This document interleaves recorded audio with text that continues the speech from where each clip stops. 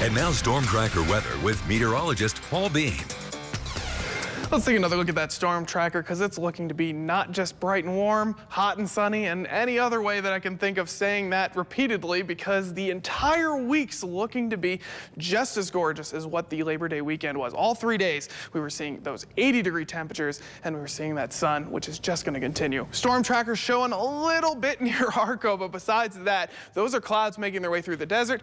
Everywhere else clear and sunny, and that's going to be especially for the next 3 days. Not even seeing any moisture head our way, so it's just going to be nice in those mid-80s.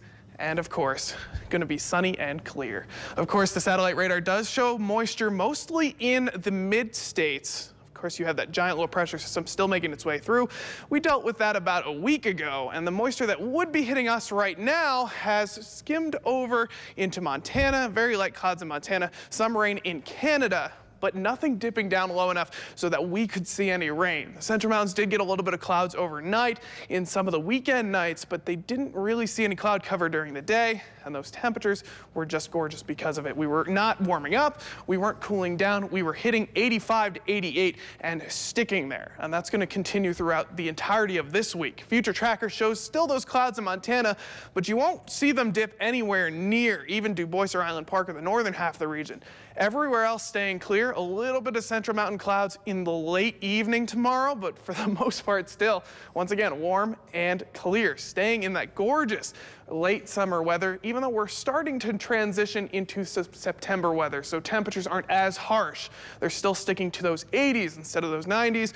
We're starting that long cool down period you expect to see in this part of the year. Of course, clear skies still tonight in the Snake River Plain, which means some of those low temperatures at night still going to be a little bit on the cold side. Pocatello at 49, Idaho Falls and the entire northern half of the region in those low 40s, 42, 43, 42. So still seeing those temperatures make their way a little bit lower at night, even though we're sticking in one spot during the day. Mostly clear in the Central Mountains as well. Temperatures following suit as well. One that's very close to freezing with Stanley at 33. Everyone else in those mid-40s. 46 in Chalice, 44 in Salmon, with a slight amount of clouds making their way through as we hit the late night period. Of course, highlands of western Wyoming do follow suit on that one. Scattered clouds. 42 Island Park, 34 in Jackson. So if you're over on the Wyoming side of the border in that region, you're seeing closer to those mid-30s and even close to freezing, because Yellowstone hitting that freezing mark exactly at 32. Warming back up though for the daytime, mostly clear temperatures, mid-70s.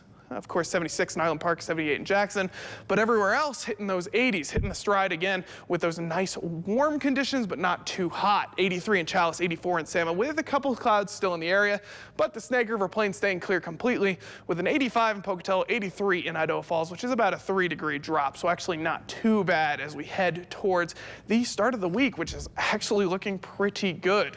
Not only did we have that gorgeous weekend, but those temperatures stick around. We're not warming up even though we're seeing sun day after day after day after day. Chances of clouds on Thursday and Friday were chances of rain in yesterday's forecast, but it's weakened as it's headed in our direction, only sticking to those mostly scattered clouds, partly cloudy as well, but for the most part staying very light on the clouds and temperatures sticking right where they need to be. Idaho Falls following suit, warming back up to 87 for Wednesday, Thursday, and then cooling back down for the weekend. You can tell a little bit of that moisture on Thursday, Friday with those clouds, but once again, a lot of those chances of rain have backed off. The system is weakened and we're not really seeing much from it.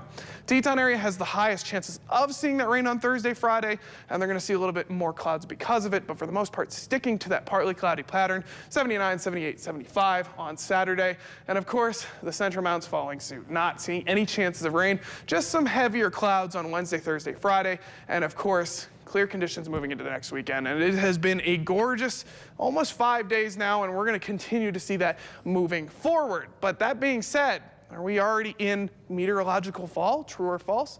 We'll have that answer coming up.